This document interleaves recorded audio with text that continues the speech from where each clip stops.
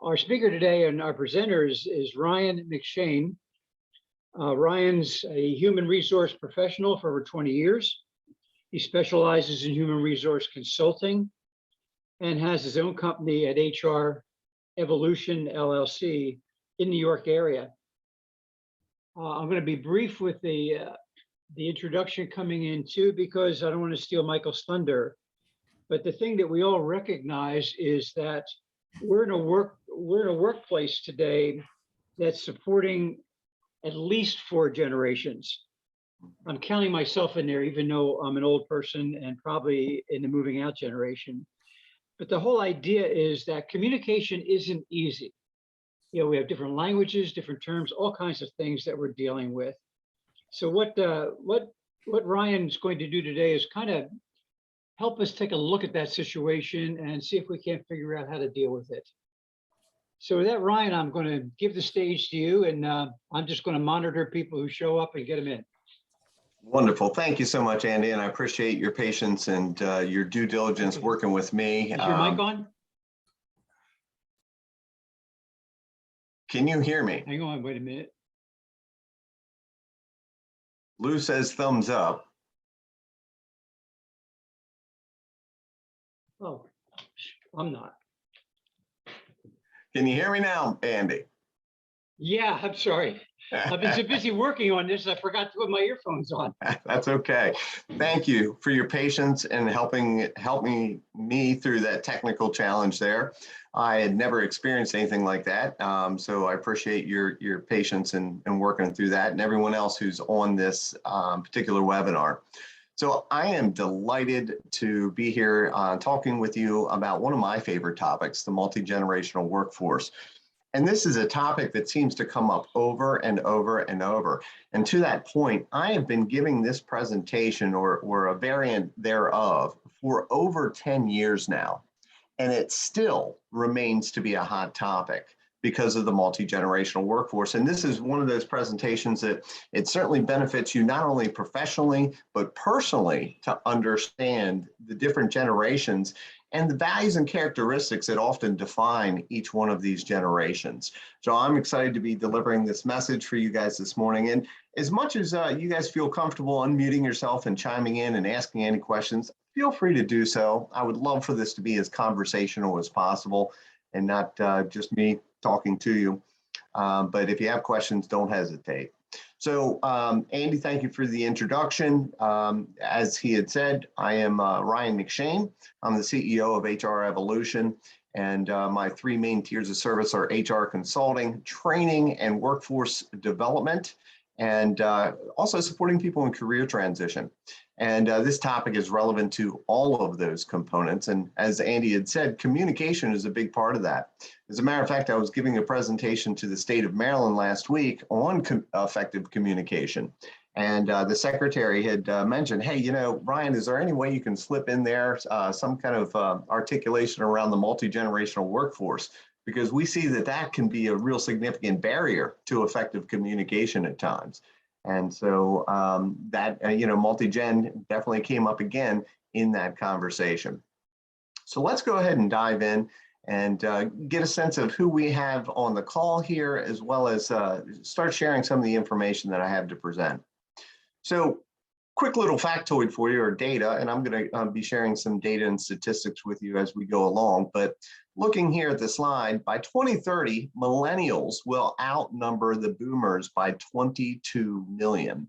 I don't know about you, but I find those numbers pretty astounding. You know, they called it the baby boomer generation because of the large sheer size of the generation. And here we have another generation that has eclipsed the baby boomers in their size. There are approximately 78 million baby boomers, and there are approximately 81 million millennials. So we have that to encounter. Let's also take that in the context of between those two of the largest generations in history, we have the Gen Xers. The Gen Xers are kind of the forgotten generation of only 36 million strong. And so you look at, you know, who's going to take the helm of many of these organizations that are still led by baby boomers today. Well, we don't have enough in Generation X to fill all those vacated positions. And by the way, there is a baby boomer retiring 1 every 6 seconds. So that should tell you something. We need to be developing the next generation of talent to prepare to take the helm of many of these organizations that are operated by baby boomers today. And that's a significant portion of why we need to really embrace this multi-generational workforce. I remember a day and time when, working in an HR capacity in a corporate environment where I had hiring managers coming to me and telling me, Ryan, I don't want to hire some young millennial who's going to be talking on the phone the whole time. Not only did I want to stick my fingers in my ears and say, no, please don't say those things to an HR professional because you're not focused on the right things. But the fact that we need to start really embracing the millennial generation and the younger generation to understand who they are and to meet them where they are in order to take them where we want them to be. And that's developing them for future levels of successive responsibility and leadership within the organizations. So we're going to be talking about that and so much more as we go on. And if I'm going too fast, just feel free to ask a question or slow me down a little bit. But there's a lot of information I want to share with you in a short amount of time. Okay, any questions or comments so far? We doing good? All right, I'll keep trucking. So what I want everyone to experience is understanding of the characteristics, attitudes, and values of each generation and how that could potentially affect motivation, communication, and basic behavior in the workforce today. We're also going to look at some of the conflicts of value and cultural expectations between the generations and how all of that is going to impact our businesses, not least of which is our productivity and the costs of doing business as well. And then we're going to identify specific actions a leader can take to coach, motivate, and get results from each generation. I think this is really relevant because I hear a lot of comments in regards to, I just don't understand them. I don't know where they're coming from. Well, this is an opportunity to better understand the other generations that are outside of your own. So once again, you can meet them where they are in order to take them to where you want them to be. Instead of the old spaghetti experiment, as I often call it, where we try to throw things against the wall and hope they stick. Well, this is going to give you a much more targeted approach by understanding each one of the generations. We're also going to talk about how your formal and informal leadership styles may need to change when coaching, managing, and retaining employees of a different generation. Let's face it, the authoritarian command and control, do what I tell you because I'm your boss, is really lost on the younger generation. It goes right over their head. They don't understand it. And to be honest with you, that modality of leadership is really not motivating of too many people, unless you're really aligned with fear and intimidation. Otherwise, I think people are really looking for more of a servant leadership model of how they want to be coached and guided. And we're going to talk a little bit about that today. And then finally, we're going to discuss the ways to use differences to improve organizational effectiveness. And I think it stands to reason anybody here who has worked with a team or, in a sporting capacity or even a professional capacity, we know the value of any good team is the diversity of the skill sets that are encompassed within the team itself. And so we can't expect everyone to be exactly like one another and be a thriving team. That's not conducive to great performance. That's not conducive to really achieving our end goals and representing the communities that we serve from a customer service standpoint either. So let's go ahead and dive in. So this is the interactive portion of this webinar. I've got some questions for you. So what are some of the positives and negatives to having a multi-generational workforce? I'd love to hear your perspective on this. So feel free to unmute yourself and chime in. What are some of the positives and negatives of the multi-generational workforce?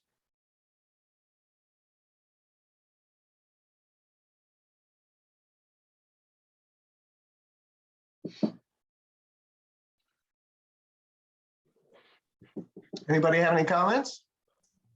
What are your observations? Ryan, this got started because you and I had a conversation with how frustrating it can be for people of different generations to learn how to communicate and not be frustrated or mad at some of the styles that go on. Yeah. So Lou, what I hear you saying is, some of those frustrations result in conflict in a work environment, which impact productivity, which impacts performance, which impacts retention of talent oftentimes. So there's a number of things from a negative side that we could certainly articulate around the multi-generational workforce. And it's not that inherently there's a negativity around the multi-generational workforce. The real challenge here is understanding the different generations so that we can collaborate, so that we can work together. What are some of the positives that you've recognized around the multi-generational workforce?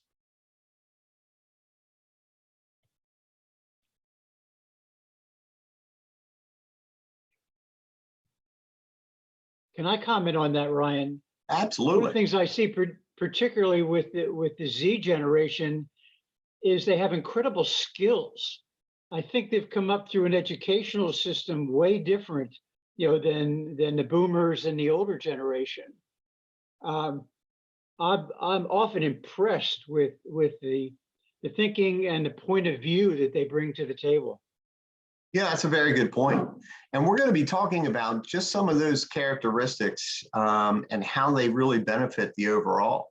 And that's what I think is such a wonderful compliment. We've got the baby boomer generation who is really recognized characteristically being very relational.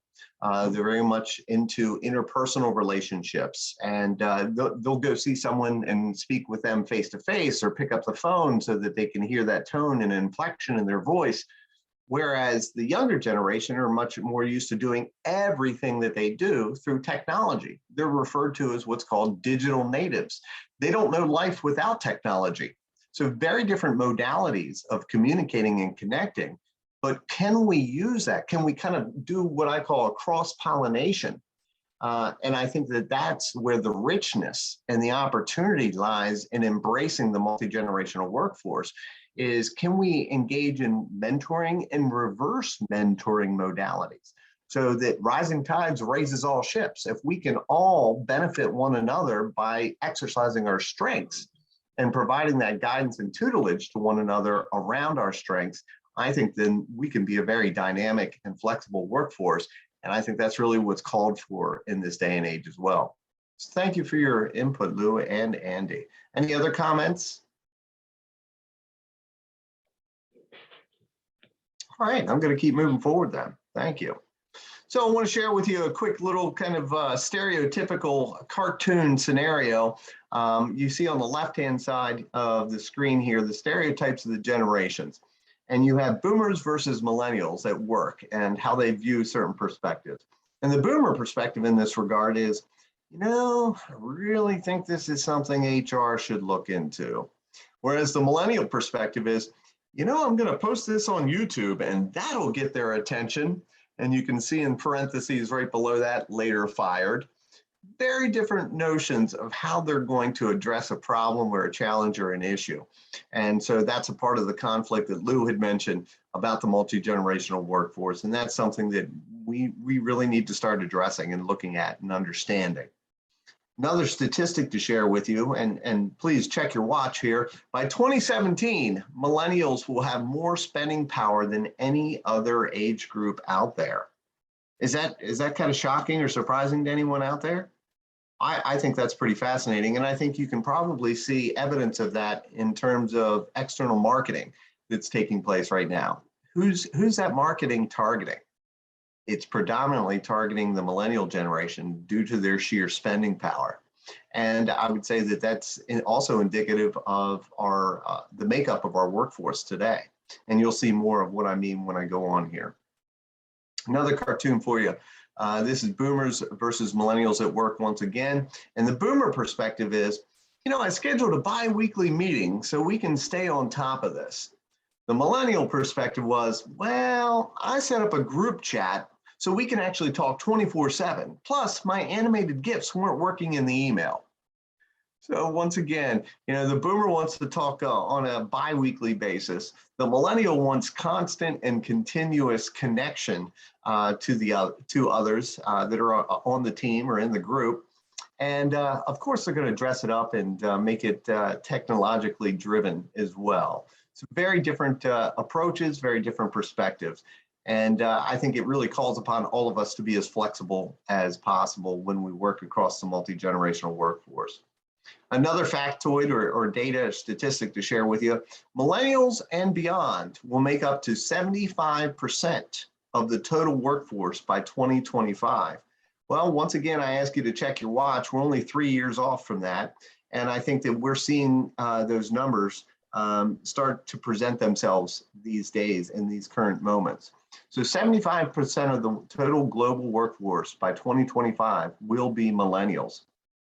So you can see, what that looks like. Here we are at 2020. We still have, a good amount of millennials and Gen Xers as well as baby boomers. But we can see that green space and that green shade, which represents the millennials and beyond, is really the preponderance of our workforce, starting in 2030 and going forward. All right, so if you're not sure what generation is which generation, here are the dates that we can go by. From 1933 to 1945, anyone born between those years is typically recognized as a veteran or senior. Those two terms are typically used interchangeably when speaking about these generations or that generation. Baby boomers, the most common generation that most of us recognize, they were any persons born between 46 and 64. Generation X, which I'm in Generation X, find myself born between 65 and 1980. I was born in 1974. Millennials and Gen Y, those that were born between 1981 and 2000, and we have Gen Z, which I don't speak to a whole lot within this presentation, but let's make note that they are the generation that was born between 2001 and 2021. Okay, and some of the earliest Gen Zers are the ones that are coming into the workforce now. They, to a great extent, share a lot of the characteristics of the millennial generation as well, being that they are digital natives, very technologically driven, very socially conscious and aware, very well educated, and have access to unprecedented information that prior generations did not have. Anyone find themselves surprised by these dates, or does this kind of line up with your understanding? That's good. Okay. All right, so I've got some questions for you. We're going to test your knowledge in terms of these characteristics that I'm going to ask you about, and you're going to tell me which generation you think it is. So this generation is very formal in their approach to work. Which generation do you think is most formal in its approach to work?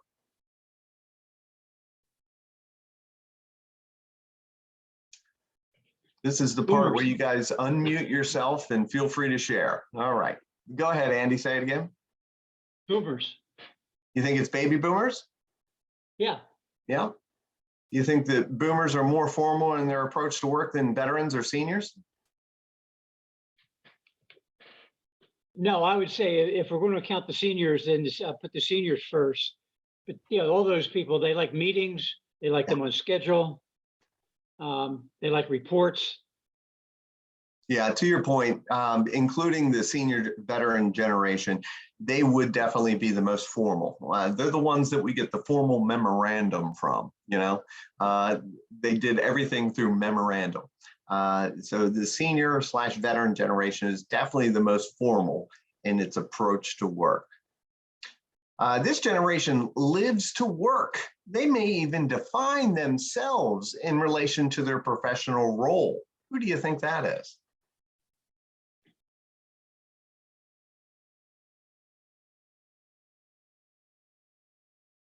Same group. You think it's the veterans and seniors? Yeah. Okay. Anyone else have a guess?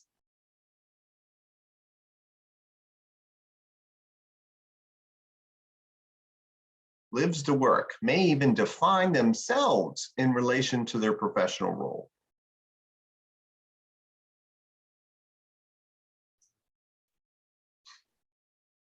Lou, did you have a guess? I had just the younger, and I wish I had the little cheat sheet so I could remember it, but the younger group that they may define the relation to their professional role. I think the younger group does that today more than anything. I think you'll be very interested to know that this is the baby boomer generation. Is it the boomer? Okay. It is. This is the baby boomer generation very much identifies themselves within their professional roles. It was all about prestige. It was all about having the biggest title, the nicest house, keeping up with the Joneses. A lot of that defined who they saw themselves to be. And we'll talk a little bit more about that later. Works to live. This generation works to live. They're oftentimes referred to as being very informal and casual.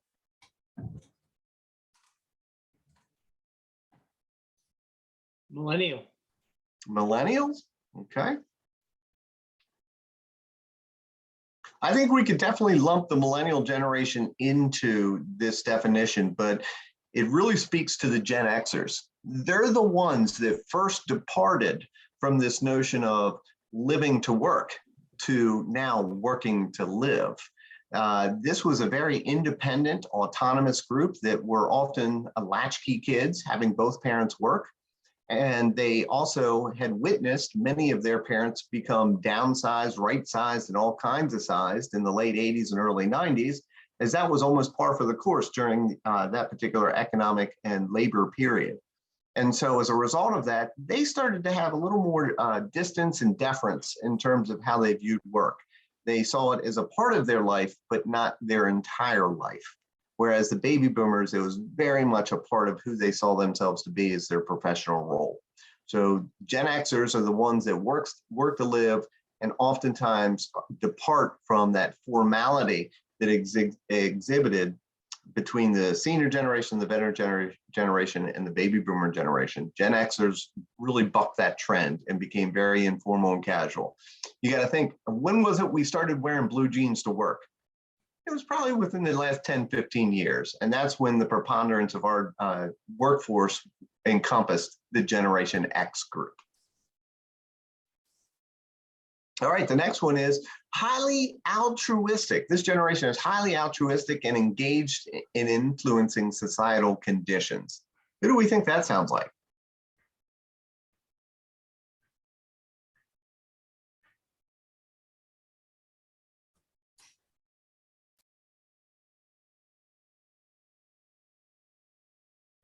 I think it sounds like Gen Y. Gen Y? Okay. Thank you very much.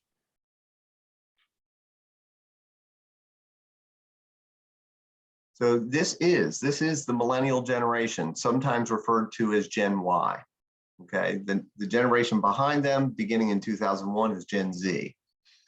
Gen Y, or millennials, as they're sometimes referred to, has been recognized as very concerned about societal conditions and influencing societal conditions. And they're very motivated by those factors. So that's something that a lot of organizations have to have an understanding of. If they want to attract this generation and their talent to that work environment, they need to speak equally about not only the business and what you're trying to achieve, but how does that benefit society? How does that benefit the community? That's going to engage them to really release their passion and come to work for that organization and leverage their technical skills. Thank you. This generation we have to thank for creating the 40+ hour work week. Who do we think created that 40+ hour work week?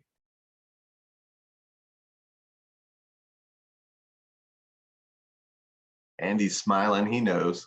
He knows. Oh yeah, I'm part of them. Yeah? We have the baby boomers to thank for that 40+ hour work week. Yes, we do.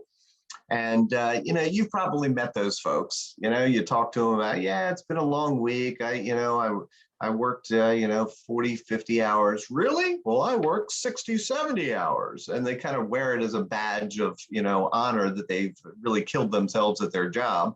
And this goes right along with the concept of defining yourself within your professional role. So it's really no surprise that the baby boomers were a part of this 40+ hour work week. There's a funny, meme that's floating around the internet with John Hamm from Mad Men. And it basically says 40-hour work week. Yeah, I remember my first part-time job. And that is very much commensurate with that generation's mentality, is work, work, work, work, work. That's what it's all about. Next one is, this generation lacks commitment to employers, but not to their team and not to their career. Who do we think lacks that commitment to employers, but not their team and career?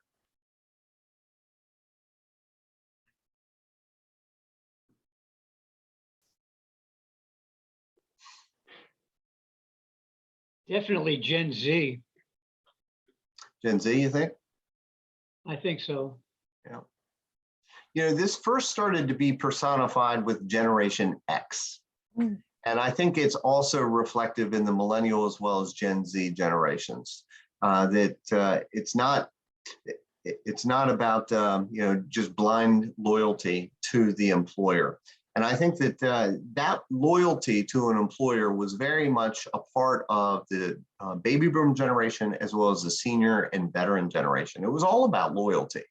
And those were generations where you could go work for an employer for your entire career. Whereas in the late 70s, we started to see what was called the breakdown of the psychological contract. The psychological contract being a relationship between the employer and the employee. And the employer basically says, hey, if you continue to show up and do a good job, you'll continue to have work. And the employee's notion of that is, if you continue to treat me well, I will continue to show up and do good work. Well, that psychological contract really started to break down. And we saw that as evidence through all the right sizing, downsizing, and every different kinds of sizing that has taken place out there. Oftentimes selling companies, getting in mergers and things of that nature. And it was all about enriching the leaders of that organization to the detriment of the workforce of that organization. And so the Generation Xers, once again, had seen that taking place for their parents and their grandparents. And as a result of that, they weren't very committed to the employer, but they're committed to the people that they're surrounded by, their team members, and they're also committed to their own career growth, but not blind commitment to their employer and dealing with all kinds of abuses and things of that nature. This generation is recognized as being the most educated and optimistic, and they work tremendously well within teams. Who do we think that is?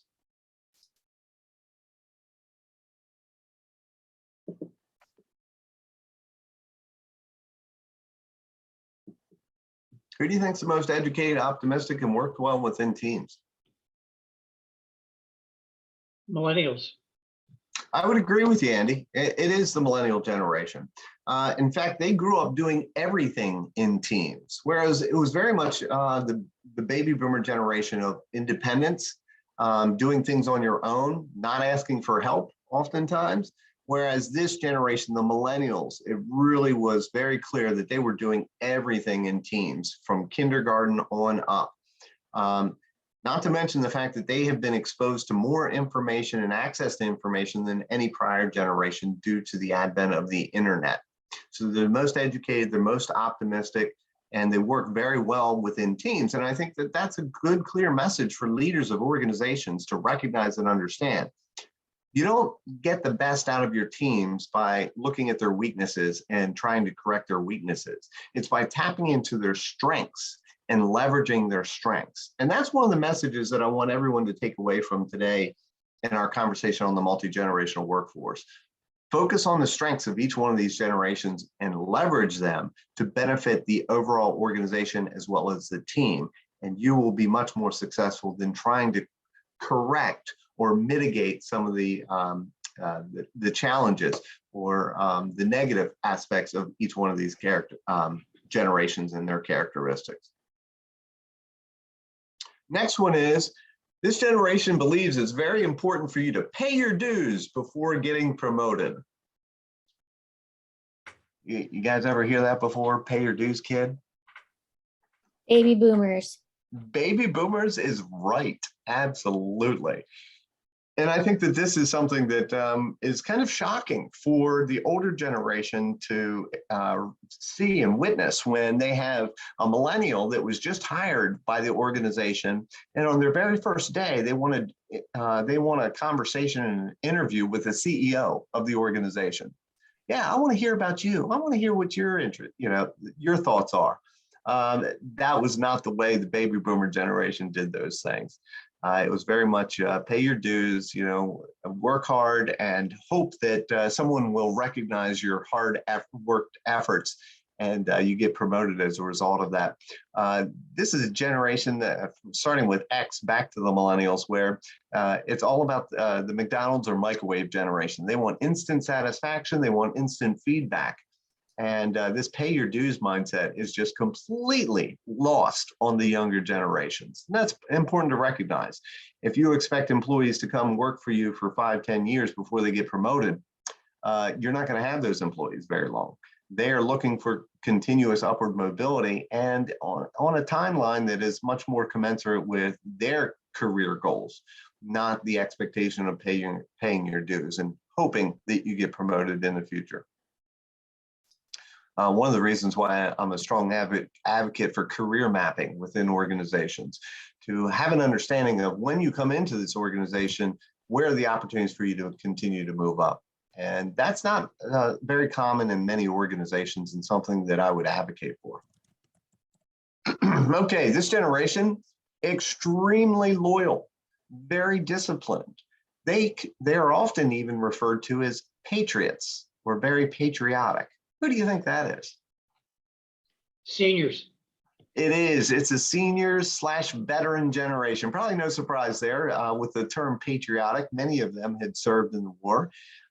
Loyalty and discipline was a part of how they grew up. Many of them, once again, in the military. And that's part and parcel of the characteristics of the military environment as well. So yes, something to consider there. All right, so I'm going to break down each one of these generations. And I think it's important to understand the characteristics, the external influences that shaped the characteristics of each one of these generations. So I'm going to kind of go through these pretty quickly, but give you a nice impression of each one of these. So once again, the veterans and seniors, they were born anywhere between 33 and 45. And these are the folks that saw the Great Depression. They experienced a great deal of self-sacrificing. It was about the family, it was about the community. And they also started to begin to see the rise in self-developed wealth post-World War II. Many of them had been affected by World War II, and as a result of that, their outlook on life has definitely been influenced by that. And it's probably no surprise why they're no nonsense. They have a great work ethic, and it is all about how hard you work. Whereas the baby boomers, it's all about the prestige. And they certainly adopted much of this hard work ethic from the senior and veteran generation. But what was more important is the prestige and the titles that went along with it. Whereas this generation, it didn't matter what titles you had, it was all about the work ethic. They're very loyal, disciplined, as we had mentioned before. This generation tend to marry young. Their family dynamic was pretty formal and nuclear. The communication, as I mentioned before, this is where we get the formal memorandum. That's how they communicated one to another, is through memo. And if you're interested in motivating this particular generation and engaging them to really be a strong contributor in your workforce, they are strongly motivated by this sense of your experience is respected. And I think that's pretty common sense in this regard. I think anybody who has that as their strength, a great deal of experience, and they've been there, they've done that, they've seen this, they've seen that. It's important to leverage that strength and that experience. And that's one of the best ways you can motivate this generation is, hey, Tom, Bob, whatever your name is, you're from this generation. We know that you've been there, you've done that, you've seen all kinds of things as a result of that. You can probably identify patterns of behavior through history. So let's tap into some of that expertise and really leverage it for the workplace problems that we're faced with. And that's really going to be motivational for this generation. Whereas the baby boomers, once again, born between 46 and 64, they saw the booming economy and the suburban sprawl. This is where many of them started leaving the cities and going out into suburbia. They have strong nuclear families as well. They began having very strong nuclear families, I might mention. It didn't necessarily end that way for this generation. They're very competitive and hardworking as far as their characteristics. As we mentioned before, they invented the 40+ hour work week. No surprise there for a generation who defines themselves in their professional roles and they live to work. This pay your dues mentality, as we had mentioned, is also part and parcel of the characteristics of this generation. Their communication preference, and this is important to recognize as we talk about communication, is in person, if at all possible. And as I had mentioned, this is a highly relational generation. This is where we saw the quality circles and those kind of initiatives in the workforce come about. It was through this generation. And they're motivated by this idea of you are valued, you are needed. Well, I think everybody needs to hear that. Everybody needs to hear those kind of things. But this particular generation, more than any other, you're valued, you're needed. That's a part of why you're here. And I think that there's a lot of experience that can be included in that value as well. All right, so let's look at Gen X. They're the ones born between 65 and 80. I often refer to them as the Friends generation. Many of this generation grew up watching that popular sitcom, The Friends.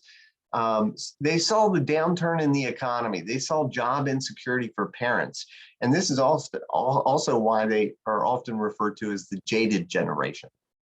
Bit jaded because they, were ensconced in this, this like workplace promise where the prior generations, they had the psychological contract in place where if you continue to, show up and do a good job, that you'd have, a good job to continue to go to. But this generation saw that breakdown in the psychological contract between employer and employee started to take place. And as a result of that, they became a little bit jaded about the workforce. And as a result of that, it's also affected their loyalty to employers. They also started to see a significant amount of divorce on the rise. We now had mom and dad both working. And did that affect the family unit? You bet it did. So they were oftentimes operating very independently. They were known as latchkey kids. They'd come home after school, have a key, be on their own for a few hours before mom and dad returned from work. Oftentimes they'd have to start getting dinner ready or started cleaning the house and things of that nature. So they were responsible, they were adaptable, they were flexible, they're independent and autonomous in much of what they did. And that really started to shape this particular generation. And their motivation is do it your own way, forget the rules. They saw that mom and dad were very formal in their approach. They saw that their grandparents were very formal and disciplined in their approach, whereas this is a generation that started to become much more casual in nature. So do it your own way, forget the rules is a strong motivator for this generation. And I know some of the boomers are going, oh my gosh, do it your own way. No, they would have trouble, even fathoming that concept of do it your own way. Well, I think that really speaks to the point is how flexible we need to be in order to accommodate all the different generations and their characteristics and have them optimally operate together. So their communication preferences, no surprise here, direct and immediate. As we had said, they're not only the McDonald's generation, they're the microwave generation where they didn't have to wait to cook a long meal. They could zap it and have a hot meal in 3 minutes. So no surprise, their communication preferences align with that as well. Let's go on to the millennial generation, anyone born between 81 and 2000. And I think this picture is pretty apt for this generation. You can see everyone has a device in their hand. They're looking at the device instead of each other. This is really what we experience all too often. Most diverse generation in workforce history, and I think that's important to recognize as well. Not only the most diverse, but they're the most educated and optimistic generation out there, and largely due to the access of technology. As a result of mom and dad both working, there was a sense of, you know what, I need to take care of my kids. And as a result of that, you started to get this notion of the helicopter parents.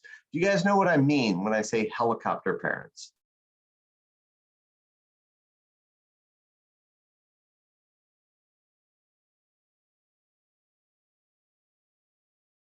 Well, the helicopter parents are those folks that kind of hover around their child in the background. They're constantly, in the background, making sure, did you pack your lunch? Did you put everything together for work that you needed to? I have actually had, this notion of the helicopter parents manifest in a work environment where I had a millennial come in for an interview, but I'd have their parents show up with them for the interview. That's very, part and parcel for this idea of the helicopter parents. They want to be there and support their child. They're often referred to as digital natives. And these are the folks that are the best multitaskers out there, and a large part due to how their brains developed as a result of having technology in their hands so early. I'm from the generation that, most of our job descriptions and job postings, 10, 15, 20 years ago, all included this idea of must be able to multitask.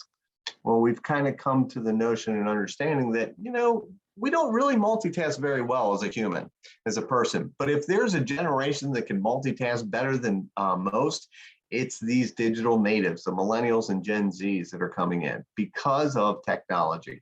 That has enabled them to be much more effective in their multitasking. They work well in groups and teams because they were raised doing everything in teams together. Oftentimes, this is the generation that is referred to as the trophy generation, the participation trophy generation. If they showed up and they participated, they still got a trophy. That's kind of seen as a slight oftentimes for this generation, but it tells you exactly how much of this generation was developed to do everything in teams and everyone participates. They want flexibility in their job and work schedule, and this is a generation that doesn't live to work, they work to live. They have a much more well-rounded perspective or holistic perspective in terms of life. They see work as just one aspect of that. Family life, friends, social, recreational, that's all a part of a bigger sphere of how they operate their life. And so they want flexibility. They want to be able to work remotely, if at all possible, to be able to still be able to enjoy their life outside of work and be able to contribute work and make money. That's something that if you have some folks that had very formal ideas about work, this is in direct contrast to those ideas and perspectives. So much of this is across each one of these generations. Some of them are very contradictory in nature. And you can see that if you have boomers or even seniors that are at the leadership helm of an organization, and they have these younger generations coming in with very different notions of how they are going to work together, that's going to create some pretty significant issues, some conflicts. And that's what I'm calling on everyone here to be as flexible as possible and seek to understand each one of the other generations so that you can really leverage the strengths and characteristics of each one of those generations as well. Their communication preference, no surprise here, all technologically driven, email, voicemail, text. And for most part, text is probably the most preferred. Their motivation is you will work with other bright people and you will be surrounded by the latest and greatest technology. Once again, no surprise, given this generation came up through technology being a significant aspect of their life. So they're going to be surrounded by the best and brightest. They're going to be exposed to the greatest technology out there, and they're going to be able to leverage that in a capacity of their work. All right. So here's some questions for you. As I've gone through each one of those profiles and characteristics of each generation, what are some of the things you found similar? What are some of the glaring differences that you recognize? And why do these variations matter to you? How do you think that impacts the work environment? Good, bad, or indifferent?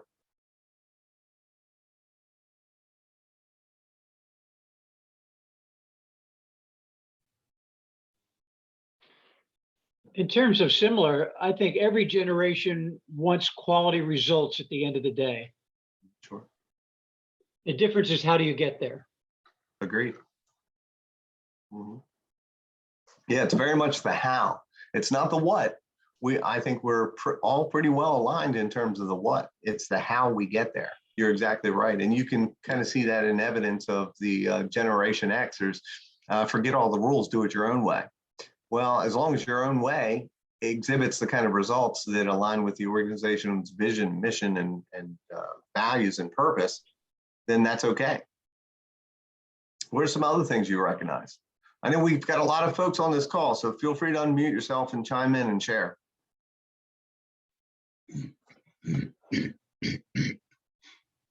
Go ahead, Robert. Well, I'm not sure I have anything specifically, but I think these days you just have to be as flexible as you can be.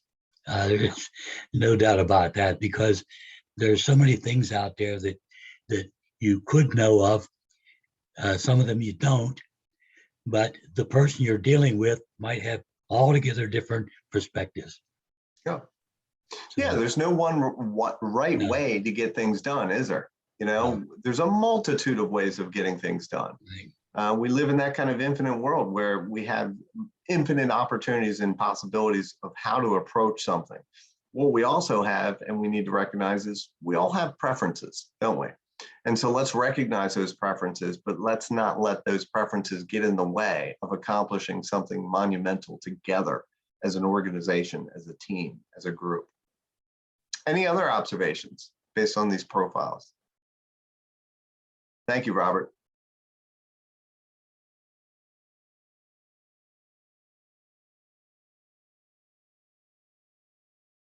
Okay, I'm just going to keep trucking on if I don't hear from you. So I love this particular slide. It really gives you a nice breakdown of the generations, their values, their work preferences, family dynamics, what that looked like. What was education like across each one of these generations? What is their communication preference? And how do they like to receive feedback?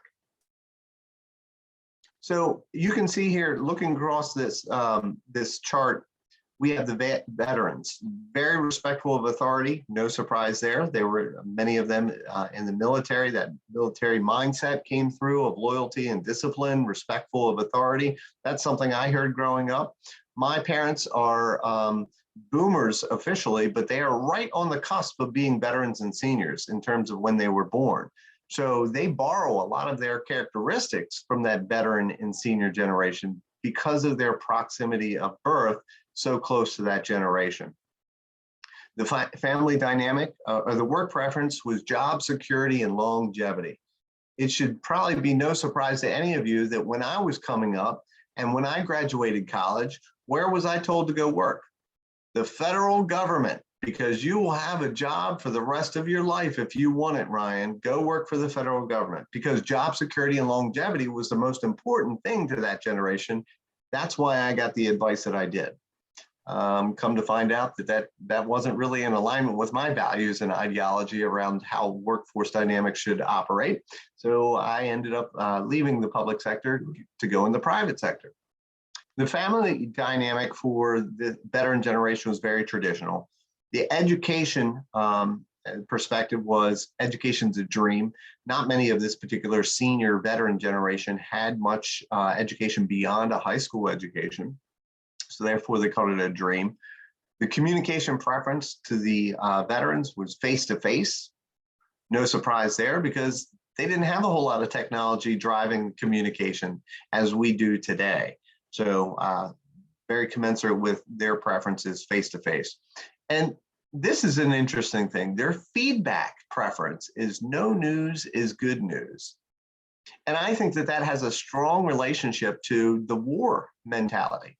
If you didn't get a knock on your door, your son or daughter did not succumb to the war. And so I think that's oftentimes why no news is good news, is the perspective of this senior veteran generation. Whereas the baby boomers, we have the baby boomers to thank for our annual evaluations, okay? Let's meet once a year with lots of documentation, tell me I'm wonderful, and then we can move on, right? This generation, very optimistic. They have high pay, high status jobs. Once again, it's all about the status. However, the family dynamic, while they started as a strong nuclear family, as a result of many of them entering the workforce together, you started to see a real rise in divorce and disintegration of that nuclear family element. And that's something that obviously had an effect on them as well as the children and the generations to follow. The education perspective was education is a right, and many of them have, as you could probably see, have education beyond a high school degree. Communication was, it's okay to call after hours.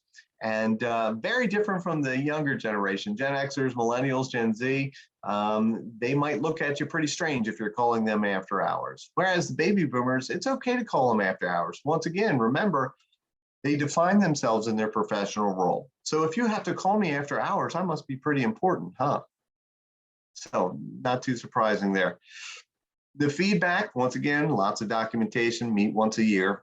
Gen Xers, the skeptical, informal, jaded generation, work preferences are flexibility and reward for productivity versus longevity. And it's probably no surprise why that might be. Once again, large organizations that were unionized are predicating much of their reward for seniority. And once again, the baby boomers and seniors, it was all about pay your dues, right? Well, this is a younger generation that's coming in that says, hey, you know what? I could probably do this at 3 o'clock in the morning, 5 times faster than you ever expected. Why do I have to sit at the desk from 9 to 5 to prove that? So you can see, do it their own way is very much a part of the characteristics of this, the Gen X generation. They want to be recognized for what they contribute, not how long they sit in a seat. And I think that that meritorious approach to recognition and reward is much more in alignment with the younger generations as well, and something to look out for as leaders of organizations. What are they motivated by? What's going to inspire them? Well, I think that recognition for productivity versus longevity speaks volumes.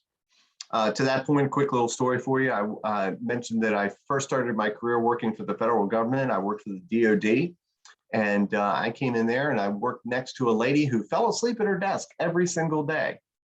The fact that she was hired 2 years prior to me, she got paid thousands of dollars more than I did. But I produced about 9 times what this person produced every day, not to mention she fell asleep at her desk every day. And that was something that, as a young idealistic kid coming out of college wanting to change the world, this is something I could not wrap my head around. Why is this lady who's falling asleep at her desk every day, who's not producing very, very well, and I'm producing monumentally more than that person is, and I'm working hard, why is she getting paid so much more than I am? That was something that was hard to deal with. Education for the Gen Xers is it's a means to an end. I can definitely identify with this. It was not a question as to whether or not I was going to college. It was an expectation that I was going on to college. So it was just an extension of high school for me. So it was definitely part and parcel of how things were supposed to flow.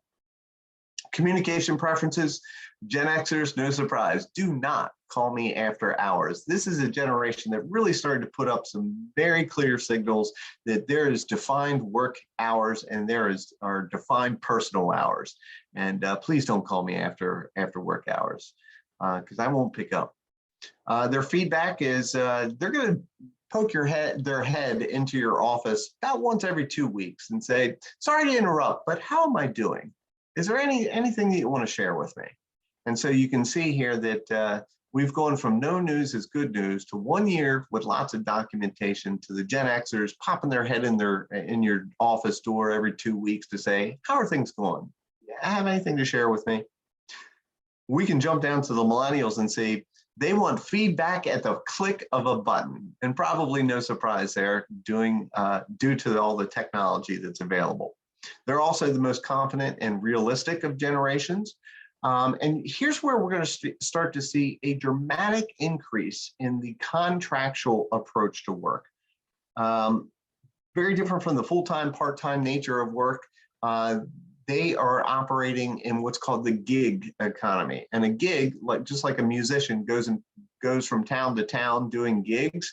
Well, this is kind of how the millennial generation view their work environment. Is I'm going to do this gig, and then, you know, if I get bored, I can jump and do some other gig. So that's very much a part of how they view their work environment.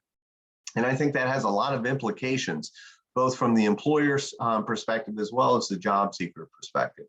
From the employer perspective, you know, when you're constantly hiring new folks, you don't get to know them as well. You don't have an understanding of their strengths and their capabilities as often. And so that has an implication for how you screen talent, how you onboard talent and bring them into the workforce and leverage their skills to benefit your mission and vision.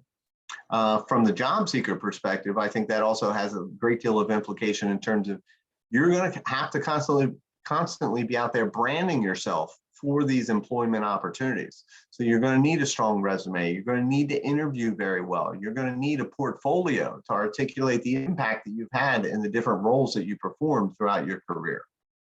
The family dynamic for the millennials is a lot of blended families. Education is a huge expense. That's something that's top of mind and certainly in the news lately is the ever increasing cost of continuous education and college tuition and things of that nature. So they see it as a huge expense. Communication preferences, once again, technologically driven, internet, cell, texting, and once again, feedback at the click of a button is their preference. All right. So here's a question for you. How does generational bias impact our values, our culture, and our bottom line? We all have a bias. I mean, check your pulse, folks. If you're breathing, you know, and your heart's beating, you have a bias based on your, you know, external conditioning and based on how you've been raised, the community in which you've raised, even the part of the country in which you've been raised can create biases. But there's also generational biases as well that articulate the characteristics that are common of each one of these generations. How do you think a generational bias could potentially impact values, culture, and the bottom line of an organization? What are your thoughts on that?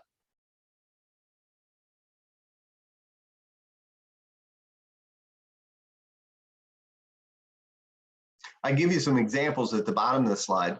You know, some of the biases that I've heard throughout my careers, I don't need a millennial texting instead of building relationships. And of course, that came from a baby boomer who's very relationship oriented. Or you can't teach an old dog new tricks. This is from the younger generation talking about the older generation.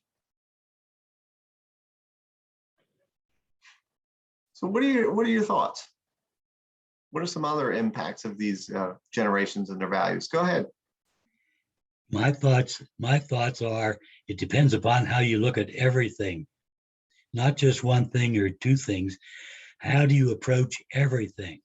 If you approach everything instead of just this one position and see what's around you and what's happening, okay, then I think you can make better decisions that way. You don't have to formulate it first. If you think you're always right, very seldom you're going to be right. Yeah, that's a good point, Robert. Thank you for sharing that. I appreciate it. Good message. Ryan, I think it's interesting when you were going through the chart prior to this, and you were talking about the millennials. Mm-hmm. And one of the things that occurred to me because of the way they like to work is they're going to prefer to be independent contractors as opposed to employees. Mm-hmm. So as independent contractors, they can work, you know, multiple things and multiple jobs or careers or companies or whatever they want to do very comfortably moving forward, as opposed to, you know, the previous generations who were, you know, pretty much you work for a company or something like that. Yep. So it's a different look, and I just know from you know, a mentoring standpoint, independent contractors are so common. And a lot of them are, the millennial or younger generations, because that's the way they like to work. Mhm. Yep, yep. And to that point, Andy, in the last, say 5 to 10 years, we've seen a dramatic increase in this gig economy.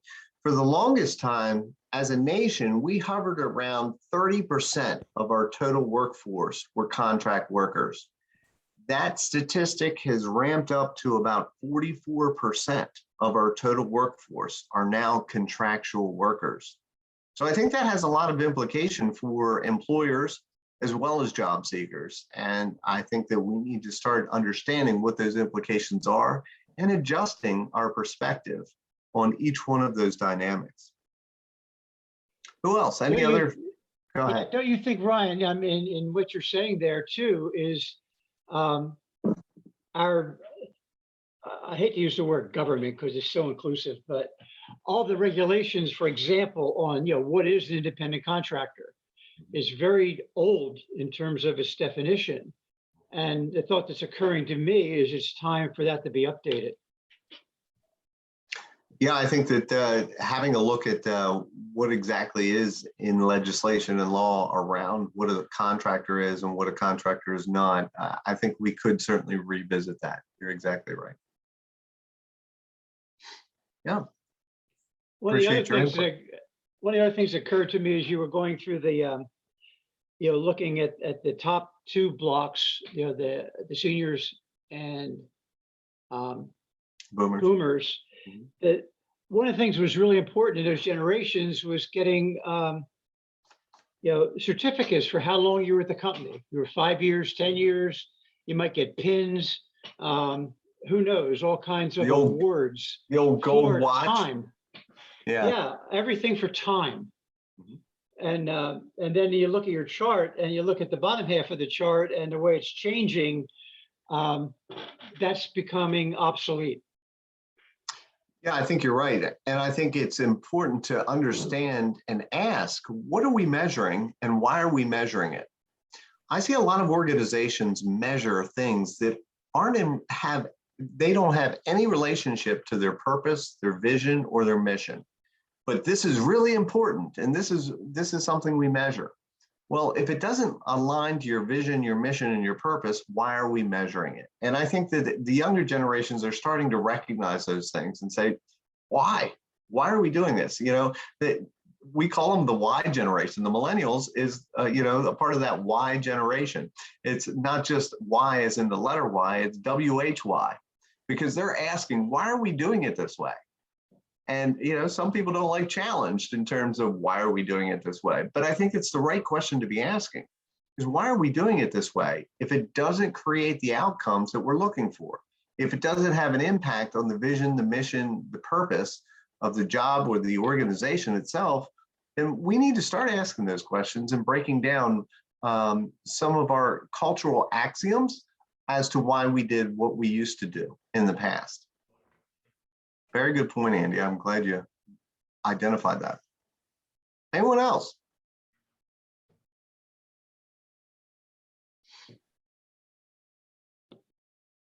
All right, I'm going to keep trucking along here. All right, so some more table discussion and opportunity for people to share their perspectives. In terms of how embracing the multi-generational differences could benefit the company, is improving communication across the company. If you're working across a multi-generational team, let's say you're a supervisor, a director, or manager of some sort, and you have millennials, you have baby boomers, you have Gen Xers, you might even have seniors or even Gen Z, excuse me, as a part of that team. Are you going to be able to communicate in just one modality and be effective? I think based on everything that I've just shared with you, that's a resounding no. You're not going to be able to. So if you're a baby boomer and your communication preference is in person, but you've got the younger generation, you might have to adapt your communication modality. And I see that the leaders and managers and supervisors that suffer the most are those that say, hey, I'm the manager, I'm the leader, you do things my way. You need to fall into step with my way. And I think that that is really disenfranchising and disengaging a large part of the workforce today. And I think it's important to recognize what I mean when I say disengaging. Engagement is that extra discretionary energy that we give to the work that we do because we care about it. Okay. And across this nation, statistically speaking, our engagement numbers are really abysmal. We have 60% of the total workforce who are disengaged. And what that really translates to is they're showing up just to collect a paycheck, and that's it. They're doing just enough to get by without getting in trouble and still collecting a paycheck. That really defines the disengaged workforce. Then we've got the actively disengaged workforce, where that's 15% of the total workforce. This is the population that dislikes their employer to the extent that they are actually sabotaging their employer. They're getting paid by their employer to sabotage their employer. So now we're up to 75% of the total workforce is either disengaged or actively disengaged, leaving a remaining 25% to do all the work. And it's the old 80-20 rule. It seems like that comes up everywhere. You know, it seems like there's an 80-20 rule for everything. But when you look at that, that has a huge implication in terms of an employer. What are they paying for? What are they getting as a result of it? And are we measuring the right things? I think that's a constant theme that we have to ask ourselves when we work across the multi-generational workforce, when we identify a variation in preferences and how we approach one another. So my message for you is, anybody on this webinar, is to examine how you're communicating. Who is your audience?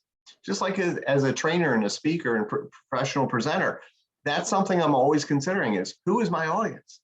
I have to craft my message according to my audience if I really want to reach them. It's no different as if you're a manager, supervisor, or leader in some way, shape, or form. It's not an opportunity to say, hey, that's why I get paid the big bucks, is you got to do things my way. No, you're going to disenfranchise your employees and you're going to start to see a great deal of turnover. I think it's no mistake that in the past 6 months, we have seen more turnover in this nation than we have ever seen in that amount of time in history. We had 9.7 million people resign their jobs in the last 6 to 9 months. And I think that's really indicative of some of the things that I'm talking about today. We're not really understanding each other, and we need to start to come together and cohere in a way that's productive. In addition to that, I think embracing the generational differences, seeking to understand the different generations outside of your own is going to help you reduce conflict. I can't tell you how many times I've given this presentation where we've had those aha or epiphany moments where people have gone, oh, that's why my employee does that. That's why my boss says those things. And it's those kind of epiphanal moments that really give us an opportunity to see the world in a new way and to start to redefine our relationships and our interaction and our perspectives based on a better understanding of each one of these generations. And I think that goes to serving our customers. We also recognize that communities like to be served by like communities. I used to work in long-term care, and the residents of continuing care, retirement communities, independent livings, assisted livings, and nursing homes all resoundingly articulated that they want to be served by people who are like them. They want to be served from people that are in similar generations to them.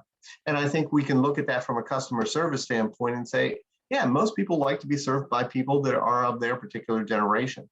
So if we're not embracing the multi-generational workforce, then you're going to have boomers serving Gen Xers, or boomers serving millennials, or millennials serving boomers, and they don't understand each other. They don't connect with one another. And a part of that customer service is to anticipate a person's needs. Well, if we don't understand each other, how are we going to anticipate their needs and serve them at a high level? It stands to reason. Enhancing growth opportunities for you personally. I think a lot of folks have recognized that this pay your dues mentality is just not commensurate with who we are as a younger workforce. They want to be able to create impact, and move on. And if I have to sit here for 5 to 10 years to get promoted, I've already decided to move on. That's not, in alignment with their values and characteristics. And it's certainly helping the company grow as well. I think that the more that you embrace the multi-generational workforce, the more open you are to all different kinds of talent, no matter how it represents across whatever generation that shows up. And I think this is also an opportunity for mentoring and reverse mentoring. The reason I call it reverse mentoring is I think traditionally we think of a mentor as a novice working with a more experienced, wizened person. Well, we reverse mentor when we have a novice who has a special skill set who might be working with a more experienced person. And that's where the millennials and the Gen Y and Gen Z can come in and provide tutelage to the baby boomers and seniors about how to work a computer app or install, a device on their computer so that they can be more effective in that way. I think those are the opportunities we want to keep our eyes out for and start to create across our workforce as well. I'm a strong believer that rising tides raises all ships. And so think about that. The millennial wants to come in and make a difference. Well, how quickly could they make a difference by leveraging their technical skills? And the older generation wants to have it recognized that their experience matters, that what they've done and been, the different things that they've seen, that all matters, that experience matters. And here's an opportunity for them to share that experience with the younger generation who could certainly benefit a great deal from it. Any other comments? All right, I keep trucking along here. Okay, so some more questions for you. The following are tasks which require my interactions and relationships across generations. So thinking about what you do on a daily work basis, what generations do you interact with mostly? Are you interacting with boomers? Are you interacting with the millennials? Gen Z? Based on those interactions, this is an opportunity to say, okay, based on the functions that I perform, the interactions and the target audiences that I'm working with, do I need to adjust anything that I'm doing to be more effective? This is kind of a pause for the cause moment, to stand back and adopt a more 30,000-foot view perspective as to understanding, am I being most effective in my role, given the generations that I'm communicating with, given the generations I'm interacting with? What would have to change to better align communication to your target audience? Only you can answer that question. You know who you're working with and what generations that they're generally encompassing. Is your modality, is your communication preference, is your feedback preference in alignment with the generation that you're speaking to? Those are the questions that you need to ask yourself, and this is going to enable you to be a much more powerful leader and manager across your organization as well. So here's some recommendations for those of you that are leaders, supervisors, and experienced professionals that aspire to those leadership roles, is remembering to accommodate differences. Different strokes, different folks.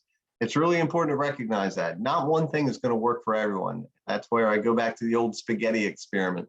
I used to work with those kind of managers and supervisors where they thought, hey, this is my way of how I do things, and people better fall in lockstep with my way. Well, what they didn't realize is they were losing a lot of folks as a result of that approach. So trying to accommodate differences and recognizing that those differences could be your strengths as well.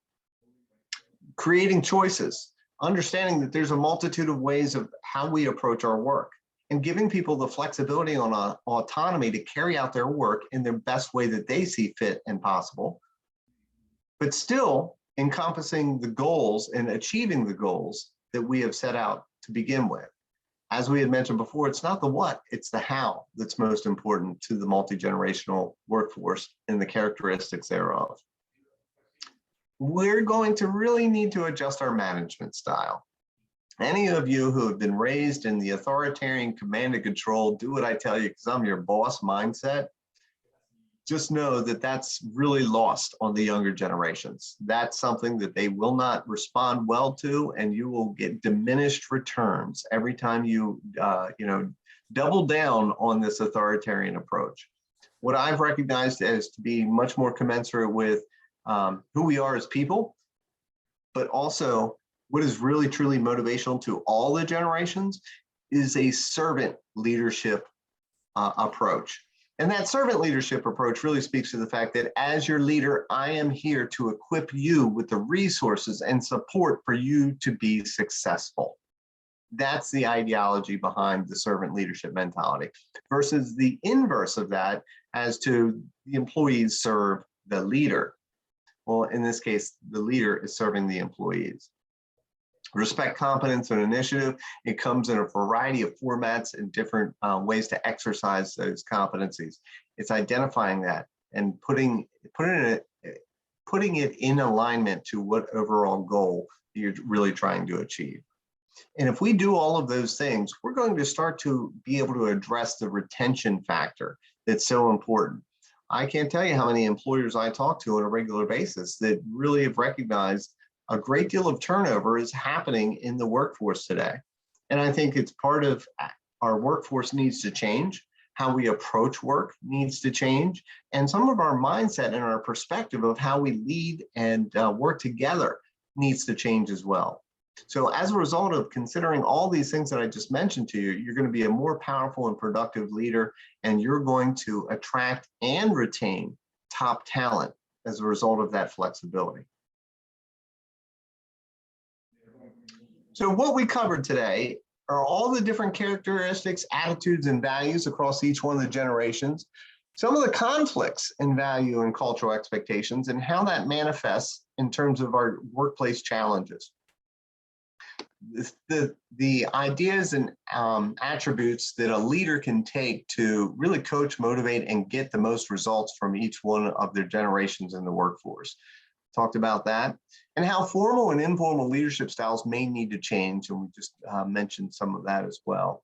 And then how to guide your team to operate from those commonalities instead of the differences. That's where I want everyone's focus today is, yes, we can quickly and easily see the glaring differences across each one of these generations, but there is a commonality, a common thread that runs through all of them. And if we can tap into that and leverage the strengths that each one of these generations bring through their characteristics and preferences, we're going to have a dynamic, flexible workforce that's able to accommodate the varying changes that we experience in the external world around us. Any comments, questions, thoughts on anything that I've covered with you? Well, there's real power in numbers, and I think we all can see that power. And we had, once upon a time, 78 million baby boomers redefining the way we worked. They're the ones that brought us that 40-hour work week, the annual evaluations, things of that nature.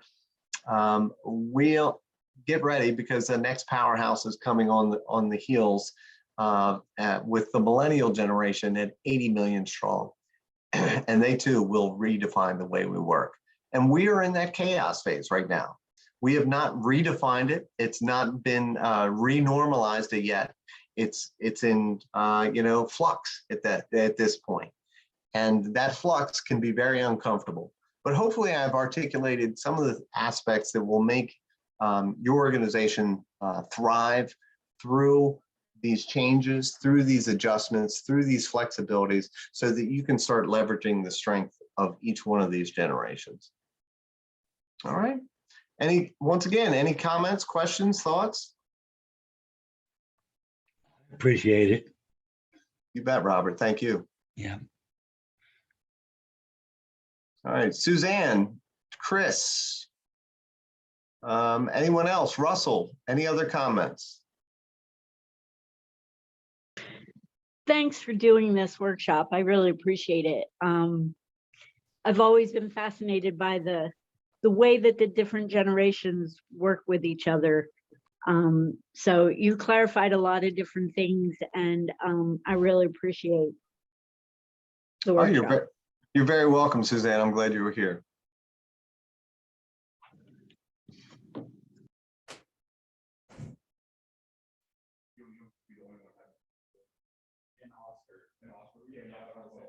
Okay, Andy, I'm going to throw it back to you. And once again, I want to thank you for helping me through those technical challenges. I really appreciate it. And I appreciate everyone's patience.